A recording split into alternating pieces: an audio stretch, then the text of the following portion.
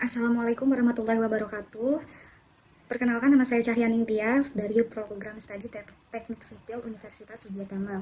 Di sini saya akan membuat video yang kesekian kalinya untuk tugas mata kuliah manajemen mutu. Bismillahirrahmanirrahim. Kali ini saya akan membahas mengenai mutu yang diharapkan dalam suatu proyek, yaitu ada 6. Pertama, dalam teknis, yang kedua fungsional, yang ketiga estetika, yang keempat ekonomis, yang kelima ramah lingkungan, yang keenam keamanan dan keselamatan. Nah, untuk teknis sendiri yaitu struktur harus kokoh, tahan terhadap beban dan kondisi lingkungan seperti gempa, angin, hujan. Yang kedua yaitu fungsional. Jadi bangunan atau infrastruktur itu mampu menjalankan fungsi sebagaimana mestinya yang sudah dirancang sebelumnya gitu.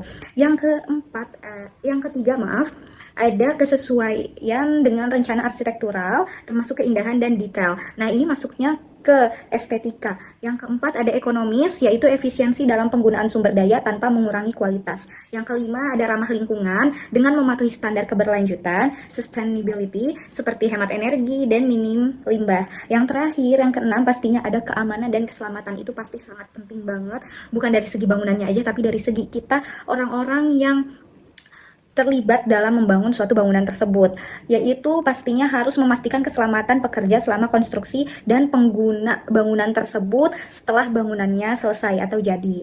Lalu ada langkah-langkah apa saja sih untuk mencapai mutu proyek itu sendiri? Yang pertama, perencanaan matang. Nah, menyusun desain teknis dan menggunakan tenaga ahli yang profesional dalam tahap perencanaan itu pasti sangat penting. Yang kedua, pemilihan material berkualitas seperti menggunakan bahan sesuai standar SNI, ISO, atau spesifikasi lainnya.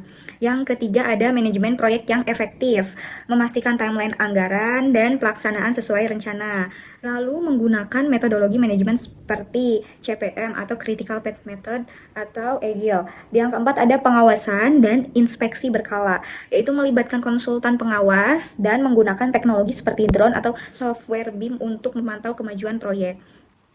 Lalu yang kelima ada pelatihan dan pengembangan tenaga kerja, seperti memberikan pelatihan kepada pekerja untuk memastikan kompetensinya sudah sesuai dengan bangunan yang akan kita bangun. Dan yang terakhir ada uji coba dan sertifikasi, itu melakukan pengujian struktur, misalnya uji beban atau uji gempa, dan mendapatkan sertifikasi layak fungsi.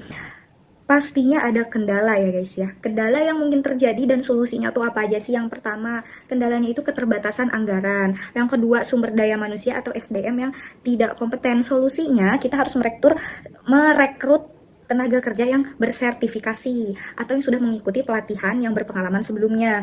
Lalu memberikan pelatihan khusus sebelum proyek dimulai jika tenaga kerjanya belum bersertifikasi. Lalu kendala yang ketiga ada cuaca dan faktor eksternal. Solusinya apa? Kita harus menyesuaikan jadwal proyek dengan musim yang sedang terjadi di hari itu atau di bulan itu. Lalu solusinya juga ada menggunakan perlindungan material dan struktur sementara. Yang keempat ada kendala keterlambatan material. Yang kendalanya tersebut dalam keterlambatan material, cukup. Nah, cukup sekian penjelasan materi mengenai pentingnya mutu pada proyek ini dari saya. Saya akan lanjutkan untuk video selanjutnya di esok hari. Terima kasih. Assalamualaikum warahmatullahi wabarakatuh.